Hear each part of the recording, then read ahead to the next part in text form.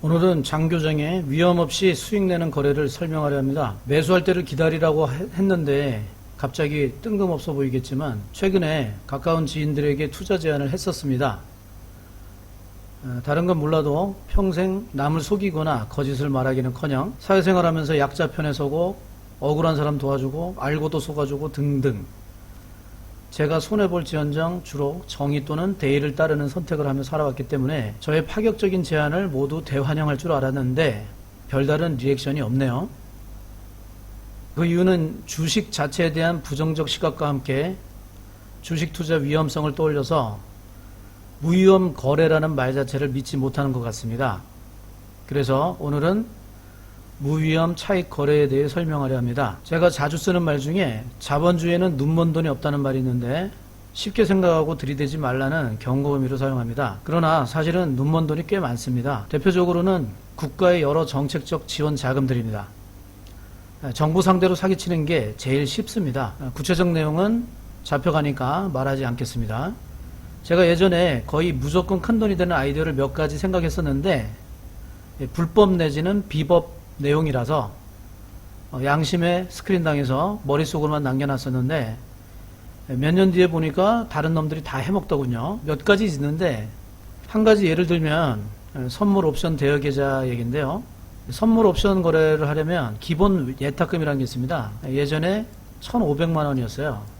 그러니까 1,500만 원을 계좌에 넣어야 선물 옵션 거래가 가능한 거죠.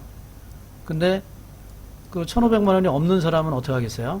거래를 하고 싶은데 못하게 된다면은 다른 사람 명의의 계좌를 빌려서 이용하게 되는 거죠. 그게 이제 대여 계좌라는 건데 다른 사람 이름으로 된 선물 옵션 매매 계좌에 1,500만 원을 넣어줘요. 그러면 자기가 100만 원 있으면 100만 원은 더 넣어서 1,600만 원 되죠. 그러면 이제 매매를 할 수 있잖아요.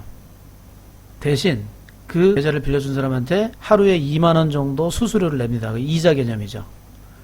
그러니까 그때는 대여 계좌를 했던 사람들이 어떻게 보면 대부업자들이에요. 그러니까 1,500만 원을 자기가 넣어주고 이자로 하루에 2만 원씩 뗐으니까 한 달에는 이제 주식 거래일이 20일 정도 되니까 1,500만 원당 40만 원씩 이자가 생기는 거죠. 안전하게 버는 돈이. 그래서 이제 그 사람들은 그렇게 편의를 제공하고 또 이걸 사용하는 사람은 하루에 2만 원씩 내더라도 자기가 더 많이 벌면 된다 이런 생각을 하니까 당장 매매를 하고 싶으면은 이런 계좌를 빌려서 썼었어요. 근데 저는 이 대여 계좌라는 방법을 처음 알고 난 다음에 바로 떠오르는 생각이 있었거든요. 그게 뭐냐면 선물 옵션 매매에서 수익 내는 개인들이 1%도 안 돼요. 그렇다면 99%는 손해를 보는 건데 내가 뭐하러 정말 실제로 거래되는 계좌를 빌려주냐는 거죠. 가짜 계좌를 만들어서 그 가짜 계좌를 이 사람한테 빌려주면 빌려준 사람 100명이면 99명은 다 손해를 보니까 그 돈이 다 제가 갖게 되는 거죠. 만약에 1%의 수익 얻는 사람은 99명에게 얻은 수익 중 일부를 주면 되는 거고요.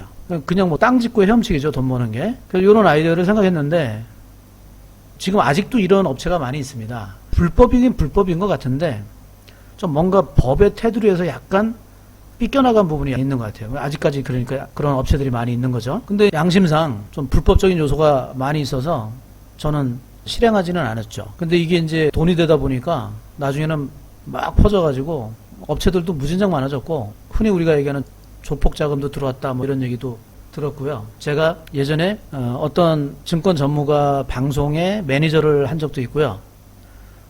방송을 제가 직접 하기도 했었어요. 그래서 이 업체들 쪽에 연락을 받았었는데 자기들이 조건이 이러이러하니까 자기들과 손잡고 하자 뭐 이런 것들이에요.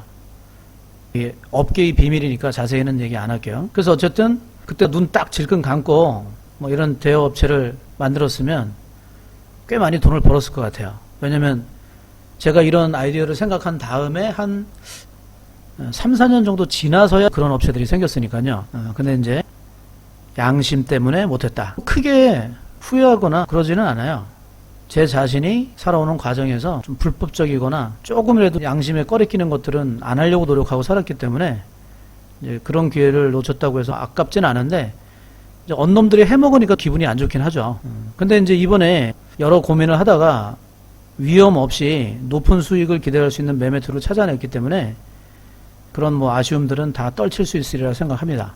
제가 찾아낸 위험이 없거나 거의 제로에 가까운 수익을 내는 방법은, 최대 장점은 당연히 손실이 제로에 가깝다는 거죠. 근데 그것만이 장점이 아니고 실제 어떻게 보면 더 큰 장점이라고도 할 수 있는 게 투자 자금을 100% 투입할 수 있다는 거죠. 왜냐면 리스크가 적거나 없기 때문에 자금 관리의 부담을 벗어난다는 거예요. 제가 매수의 때를 기다리자 해서 매수를 시작하더라도 실제로는 100% 첫 방에 들어가지 않잖아요. 10%로 잽을 던지고 또 추가 매수하고 적절한 위치를 찾아서 하는데, 그렇게 하다 보면은 물량을 다 채우기 전에 상승해버리면 수익률이 낮아지고요. 여러 가지 어려운 점이 있을 수 있는데 이건 그냥 100% 다 넣어도 돼요. 리스크가 없기 때문에. 그게 상당히 큰 효과예요. 왜냐하면 수익이 발생했을 때도 원래 리스크 관리를 위해서 수익금을 일부만 뭐 남기다 아니면 수익금은 다 빼내야 정상인데, 이 방법은 수익금을 뺄 필요가 없어요. 계속 재투자해도 돼요. 즉 복리의 마법을 제대로 사용할 수 있는 거죠. 사람들이 이제 복리의 마법이라는 거에 현혹되긴 하는데, 사실은 모든 금액을 다 투자하면은 계속 위험성이 커지기 때문에, 위험성도 리스크도 커져요. 눈덩이처럼 커져요. 그렇기 때문에 한 방에 차근차근 벌었던 수익을 다 날리는 경우가 많죠. 근데 리스크가 없는 투자 방법이라면 수익금을 다 전량 다시 투자할 수 있죠.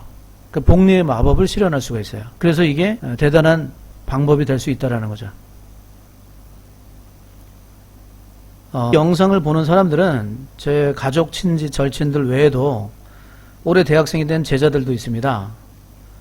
제가 만약에 사기를 치는 거라면 이렇게 공공연하게 떠들 필요 없이 각계격파로 따로따로 조용히 접근했겠죠. 그래서 저는 사기치는 게 아니다, 이거를 한번 강조드리고요. 사기치는 사람이 사기친다고 하지는 않지만, 만약에 제 방법 가지고 투자를 하겠다라고 생각한다면 그런 분들에게는 왜 이게 리스크가 없는지를 논리적으로 설명할 수가 있어요. 그러면 그 논리적인 판단을 해가지고 정말 무위험이구나 판단하면 매매를 하면 되는 거죠. 그래서 이 설명을 드리는 거고, 또 저를 아는 사람들에게 개개인적으로 다 설명하기는 어려우니까 일단 이렇게 전체적으로 영상을 만들어 올려서 한 번씩 보면, 어쨌든 제 입장에서는 야, 내가 너무 좋은 어떤 매매법을 찾았어, 너도 한번 해볼래? 라고 권한 게 되니까 제 입장에서는 적어도 좋은 기회를 권하는 그런 정도의 내 책임은 다했다 라는 생각도 할 수 있는 거죠. 순서는 시장 전망, 무위험 차익거래, 장교장의 무위험 차익거래, 이 순서대로 한번 진행하겠습니다. 첫 번째로 시장 전망을 해보죠. 지금 현재 주식시장의 위치가 상방 또는 하방을 예측하기 어려운 자리입니다. 위치라기보다는 이제 결론 내리기 어려운 상황이다, 그렇게 말씀드릴 수 있는데, 과거 같으면은 적어도 이제 전저점, 지금 현재 급락 후 급반등 들어온 상태인데, 전 저점이니까 원래 요 자리죠. 저번에 저점, 그 자리까지 가서 쌍바닥을 만들고 올라간다든지, 아니면 여기를 깨고 추가 하락을 해서 어떤 다지는 과정을 거친 후에 상승할 것이다, 이렇게 예측해야 되는 장면이에요. 차트로만 보면요. 근데 해외 사태가 워낙 많다 보니까 이 장면에서 10번이면 9번 이렇게 됐었는데, 이번에는 그렇지 않은 한 번에 예외가 생길까, 그런 우려도 있는 거죠. 그래서 위다 아래다라고 판단하기는 좀 어렵다, 5대5로 봐야 된다, 그런 말씀이고요. 과거의 패턴을 보면 말씀드린 대로 지금 이 상태에서는 차트 분석으로, 차트 형태로만 보면 하락 확률이 훨씬 크다. 그리고 여기서 좀 더 상승해도, 여기서 어떻게 이제 지금 현재 박스권 있다가 다시 치고 올라가도 위에 매물대가 강하기 때문에 급락이 한 번 더 나와야 된다, 어디까지 떨어지는 걸 둘째 치더라도요. 그렇게 보는 게 타당한데, 코로나가 전대미문의 최초 상황이잖아요. 그러니까 앞으로 글로벌 경제가 어떻게 될지, 또 그 속에서 한국 경제 상황이 어떻게 될지 판단하기가 너무 어렵습니다. 또한 장차 다가올 4차 산업 시대, 그것과 맞물려서 이 코로나의 영향, 이런 것들이 짬뽕이 되면서 새로운 패러다임이 생긴다면 그게 어떤 형태로 나타날지 아직은 읽어내기가 어려운 상황이다, 이렇게 말씀드릴 수가 있습니다. 한번 차트를 보면서 확인해 보도록 할게요. 종합주가지수 코스피 일봉인데 피보나치를 보면 50%를 넘어서 62%까지 찍었어요. 저번에 한번 말씀드렸죠. 62% 넘어가면은 추세가 변한 거라고 보는 그런 견해도 있다 얘기했는데, 요 일봉만 보면 여기를 어떻게 해서 뚫어주면 아무것도 없는 것 같아 보이잖아요. 별게 없어 보이니까 그러면 62%를 넘어서 추세가 상승 전환된 거다라고 기대할 수도 있는데, 그 시기상조인 것이 주봉만 봐도 벌써 뭔가 느낌이 약간 일봉이랑 다르죠. 강하게 내려오는 추세선도 있고 이제 이쪽 부근이 전부 매물대예요. 그러니까 이쪽으로 올라가면은 두들겨 맞는 자리라는 얘기죠. 물량들이 많이 쌓여 있을 것이다. 대기 물량들이. 그래서 만만치 않다. 뭐 이렇게 볼 수가 있고요. 월봉도 볼까요? 월봉도 마찬가지예요. 월봉은 제가 일부러 1980년 지수 100에서 시작했을 때부터 이렇게 쭉 한번 흐름을 보시라고 해놨는데, 처음에 100에서 시작한 지수가 10년도 안 돼서 89년에 1000을 찍죠. 1000을 찍고 다시 빠졌다가 다시 뚫고 또 하락하고, 여기는 IMF 완전히 급락했을 때요. 쭉 상승했다 다시 한번 조정주고 이런 과정을 거쳤다가 이제 요 구간이 본격적 상승 구간인데, 노무현 대통령 시절이에요. 경제를 망쳤다 해서 욕을 많이 먹는데 어쨌든 주가는 내내 올랐어요. 노무현 전 대통령이 주식 투자를 권했죠. 대통령 취임해서. 그 말을 들었으면 돈 많이 벌었을 거예요. 이건 뭐 정치적인 색채를 떠나서 객관적으로 차트가 그렇다는 얘기예요. 그리고 2008년 서브프라임 모기지론 사태가 금융위기가 발생했죠. 급락했고, 어떻게 보면 돌발 변수에서는 급락이라고 볼 수도 있기 때문에 다시 급등이 나왔고, 근데 문제 그 다음이에요. 이 다음에 5년 6년 동안을 우리나라 종합지수가 횡보를 해요. 상당히 긴 시간이죠. 그러면 여기서 상승을 했을 때 원래 이 횡보한 기간만큼의 상승이 나와야 돼요. 물론 많이 상승하긴 했는데 부족해요. 그러니까 이게 더 올라갈 자리가 남겨진 상태에서 급락한 거거든요.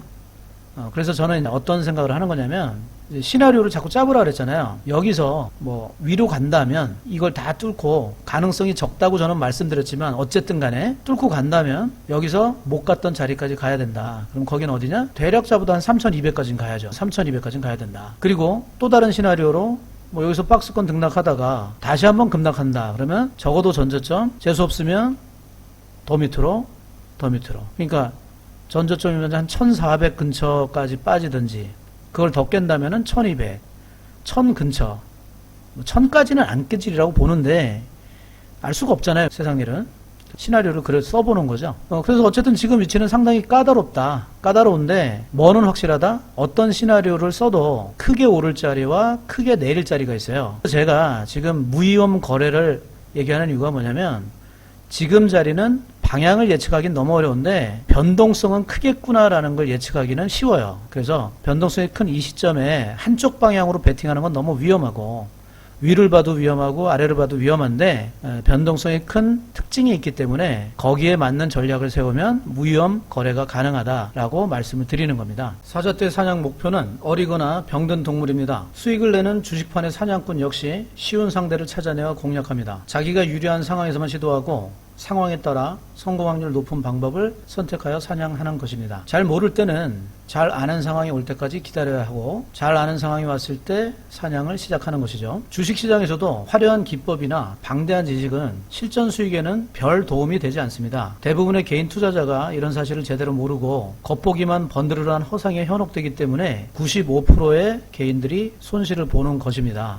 따라서 현재 기본적인 대응 전략은 기다림이 정답입니다. 다만 이 기간이 상당히 길어질 수도 있고, 혹시라도 곧바로 상승할 경우 아무 대응도 하지 못한 채 시장의 상승을 구경만 할 수도 있기 때문에 어떤 방향성을 정하지 못하는 이 시점에서 무위험 차익거래가 어떤가라는 제안을 했던 것입니다. 시장 중립 전략이라는 것은 무위험 차익 전략과 비슷한 면이 있는데요. 시장의 상승 하락과 관계없이 수익을 추구한다는 거예요. 대표적으로 페어 트레이딩, 아비트리지 거래 이런 것들이 나오는데 거의 다 같은 말들이에요. 이게 조금씩 뉘앙스가 다르긴 한데 상당히 겹치는 부분이 많아요. 시장 중립 전략을 세우려면 하나의 단독 종목을, 단독 자산을 매매하는 것은 리스크 회피가 될 수가 없겠죠. 그렇기 때문에 짝을 지어서 어떠한 방법을 찾아낸다는 거예요. 아비트리지나 페어 트레이딩 거의 같은 의미로 사용되고요. 무위험 차익 거래에 대한 내용을 조금 더 자세히 살펴볼게요. 무위험 차익 거래의 정의는 위험 수준이 거의 제로, 0은 아니에요. 물론 0일 수도 있는데 거의 제로. 왜냐하면 변수라는 것들이 있기 때문에 그렇죠.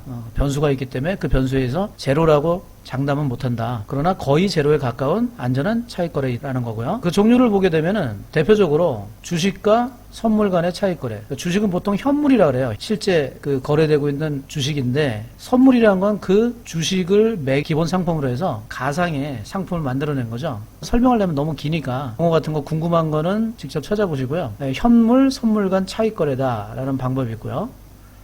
이거는 이제 베이시스라든지 여러 가지 요소를 확인해서 따져주게 되고요. 진짜 선물과 옵션을 가지고 만들어낸 선물, 합성 선물의 괴리 찾아내서 수익을 올리는 전략이고요. 옵션 자체도 행사가마다 순간순간 가격에 편차가 생기기 때문에 정상 범주를 벗어나는 가격차가 생기면 옵션 차익 거래가 가능합니다. 그리고 통계적 차익 거래라는 것은 보통 스프레드 거래를 많이 얘기하는데 대상이 여러 개가 있을 수 있어요. 스프레드는 어떤 둘 사이의 차이를 얘기하죠. 근데 그 대상이 되는 두 자산이 똑같은 자산인데 결제율이 다르거나 또는 똑같은 주식인데 결제 시장이 다르거나 삼성전자가 처음에 유럽이나 미국에 상장됐을 때 가격차가 있었죠. 만기일이 달라서 그걸 이용한 거라든지 여러 가지 차이를 이용해서 무위험 거래를 하는 건데요. 여기 제가 예시한 이 것들이 사실은 개인이 하기는 거의 불가능해요. 왜냐면 이 거래를 통해서 얻게 되는 수익이 상당히 작고 너무나 빠른 순간에 생겼다 없어졌다 하기 때문에 포착하기가 어려워요. 그리고 실제로 사람이 할 수 있는 일이 아니고 이거는 슈퍼컴퓨터로 거래를 해야 되는 거니까 우리 개인이 할 수는 없는 거다. 자, 그런데 통계적 차익 거래 같은 경우는 종목을 어떻게 선정하냐에 따라서 가능하기는 해요. 실제로 이렇게 하는 그룹들도 있고요. 예를 들어서 주식 종목 두 종목이 하나가 다른 종목에 영향을 많이 받는 관계. 현대자동차와 현대그룹주의 관계죠. 현대자동차의 영향을 당연히 받으니까 그 둘 간의 모종의 어떤 관계가 있다. 그래서 그 관계가 수치적으로 처리가 되는 균형점이라는 걸 찾아낼 수가 있어요. 그래서 그 균형점을 벗어나게 되면 다시 균형점으로 회귀한다라는론에 의해서 차익 거래를 하게 되는 거죠. 아니면 그렇게 직접적으로 영향을 받는 종목이 아니더라도 같은 업종의 종목은 당연히 영향을 어느 정도 받겠죠. 그 업종의 상황에 따라서 좋다 나쁘다가 나타날 테니까. 근데 이제 두 종목이 같은 업종이니까 같이 좋거나 같이 나빠야 되는데 괴리가 생길 수 있단 말이죠. 그럼 그것도 역시 차익 거래의 대상으로서 삼는 거예요. 근데 이것 역시도 앞에서 얘기한 것만큼은 아니지만 적어도 뭐 엑셀 정도는 자유자재로 다뤄서 상당한 정도의 데이터 처리를 해야 돼요. 어떻게 설계하느냐에 따라서 그 공식도 달라져요. 그 공식들도 자기들이 만들고 수정하고 해야 돼요. 그래서 이것도 부업으로 하는 사람들이 할 수는 없는 거다. 이렇게 보시면 돼요. 현실적으로. 그 외에 위험 차익 거래라고 해서 뭐 기업의 특별 이벤트를 이용한 차익 거래인데 M&A라든지 자본 구조 변경 등의 이벤트를 이용해서 차익 거래를 하는 거. 아까 말씀드린 시장 중립 모형, 해치 펀드에서 많이 사용하는데 보통 롱숏 전략이라고도 할 수 있고요. 그래서 롱이라는 건 매수를 의미하고 숏은 매도를 의미한다. 그것을 이제 하나만 하면 위험하니까 짝을 지어서, 그러니까 아까 말씀드린 페어 트레이딩하고도 또 유사한 거죠. 그래서 이런 게 개념이 섞여 있어요. 비슷하게. 또 뭐 신주 인수권과 채권을 한 세트로 해서 매매를 하는 거. 그런 여러 가지 방법들이 있어요. 그리고 개인이 실제로 할 수 있는 게 있느냐라고 하면 과거에 암호화폐 거래소가 좀 허술했을 때 많은 종류의 암호화폐가 있었잖아요. 걔들 갖다 풍차 돌리기식으로 이거 샀다 저거 팔았다 막 이렇게 돌려가지고 수익을 보는 경우가 실제로 있었습니다. 근데 지금은 어렵죠. 시장이 어느 정도 치밀해지니까 초창기가 아니면 그런 것들은 거의 발생하지 않고요. 어쨌든 리스크가 매우 낮은 무위험 거래는 실제로 가능하긴 한데 개인이 하기는 매우 어렵다라는 게 사실인 거죠. 그렇다면 개인이 할 수 있는 무위험 거래가 장교장의 무위험 거래이냐? 예, 그렇습니다. 그 설명을 하도록 하겠습니다. 일단 먼저 첫 번째 의문점, 무위험 매매가 정말 가능하냐? 가능하죠. 왜냐하면 현금을 그대로 가지고 있는 전략을 세우면 매매를 안 하니까 당연히 안전하죠. 그러나 그럴 경우에는 무위험이긴 하지만 수익은 생기지 않겠죠.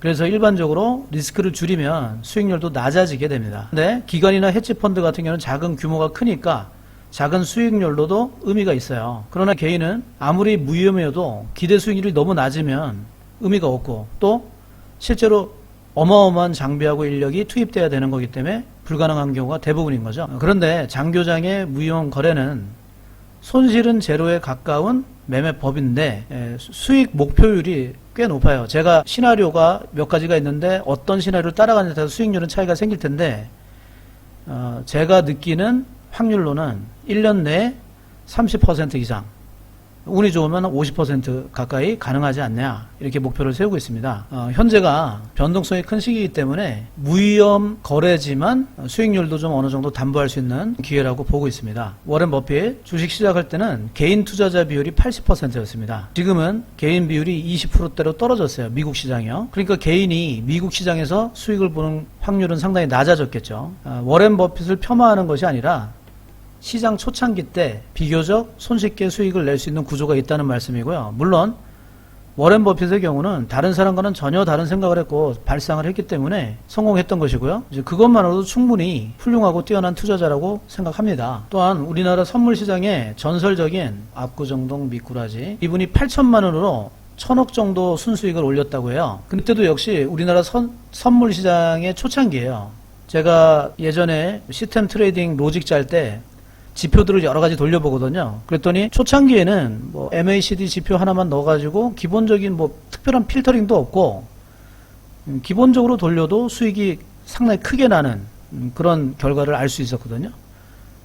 역시 그분을 폄하하는 게 아니라 초기에는 그렇게 남들이 하지 않은 발상, 남들이 시도하지 않은 것에 대해서 어떤 기회가 있다라는 말씀을 드리려고 하는 겁니다. 제가 제안하는 무위험 차익 거래라는 게 여태까지 개인들이 하는 건 없었잖아요. 제가 한번 제안을 하면서 어쩌면 이게 개인의 무위험 차익 거래라는 장르가 새로 시작하는 거 아니냐. 그렇다면 그게 맞다면 우리는 큰 수익의 기대, 큰 성공의 기대를 할 수 있다라고 보는 거죠. 평소에 제가 주식 투자는 신중하게 해야 한다. 자금 관리가 중요하다. 심리 컨트롤이 중요하다. 때를 기다려야 한다. 충분히 준비해야 한다 등 리스크 관리를 대단히 강조했죠. 그러나 이번에 무위험 차익 거래 방법은 주택담보대출 받아서 해도 된다고 말하고 싶습니다. 제가 갑자기 정신이 돌아서 그런 게 아니라 무위험이라는 것을 논리적으로 검증했기 때문에 자신 있게 말씀을 드리는 거고요. 손실이 제로라면, 논리적으로 제로라면 겁날 게 없는 거죠. 물론 위험성이 있는데 잘못 판단해서 없다고 생각했다면 큰 대가를 치르겠죠. 대형 사고가 터질 겁니다. 그래서 무위험성을 논리적으로 철저히 체크하라고 하는 겁니다. 매매 방법의 리스크는 논리적으로 검증할 수가 있습니다. 어떤 매매를 할 거냐에 따라서 검증이 가능한데, 그런데 수익의 가능성은 조금 다르죠. 누구나 수익을 낼 수 있는 건 아니에요. 제가 제안한 방법이 시장의 흐름을 읽을 수 없다면 수익을 낼 수는 없어요. 무위험이긴 한데 본인이 시장의 흐름을 잘 안다면 수익이 잘 날 것이고, 잘 안다면 매우 잘 날 거예요. 그러나 본인의 능력을 착각은 하지 마시고요. 냉정히 본인의 실력을 돌아보시기 바랍니다. 아까 뭐 차트도 봤었지만 지나고 나서 보면 쉬운 거지 실시간으로 방향을 읽어내거나 흐름을 읽어내는 것은 쉽지가 않습니다.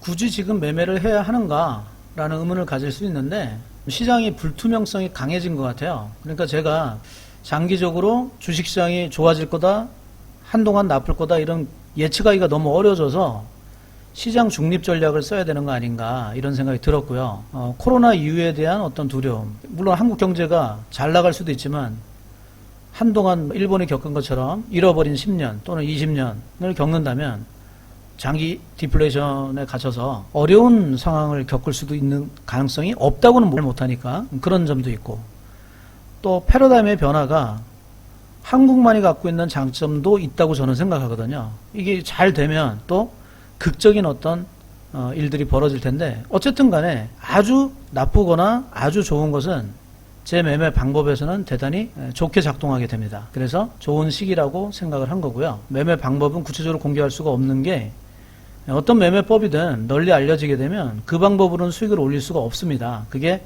이 주식시장의 구조적 속성이에요.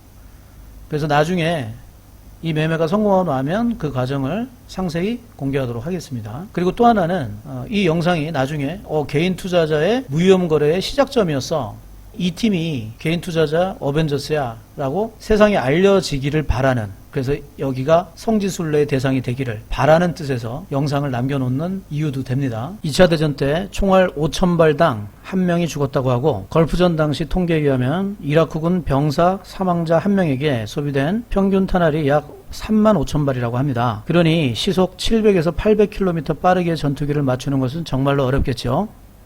미군은 일본의 가미가제 공격이 심해지자 그에 대한 대응책으로 근접 신간포탄을 배치하여 일본군 전투기는 공격도 못해보고 미군의 대공포탄에 요격당했는데, 근접 신간은 VT 신간이라고도 하는데 전파로 적기를 감지하여 적기 부근에서 폭발을 시키는 포탄입니다. 미군의 대공포는 레이더와 연동된 전기제어식 사격 통제와 VT 신간의 포탄을 사용한 반면 일본군의 대공사격은 레이더의 도움을 거의 받지 못하는 유관에 의존하는 방식이었습니다. 일본군은 명중률이 낮으니 사수의 훈련으로 명중률을 높이려 했지만 미군은 잘 안 맞으니 맞추는 걸 포기하고 근처에서 폭발시킨 것입니다. 미국과 일본의 흥망을 결정한 것이나 다름없는 태평양 전쟁의 결과는 대공포탄으로 적기를 맞춰야 한다는 절대적 전제를 부수고 찾아낸 새로운 발상 덕분인지도 모르겠습니다. 주식은 위험하니 하지 않겠다는 쪽도 있고 위험을 감수하면서 높은 기대 수익률을 쫓는 쪽도 있습니다.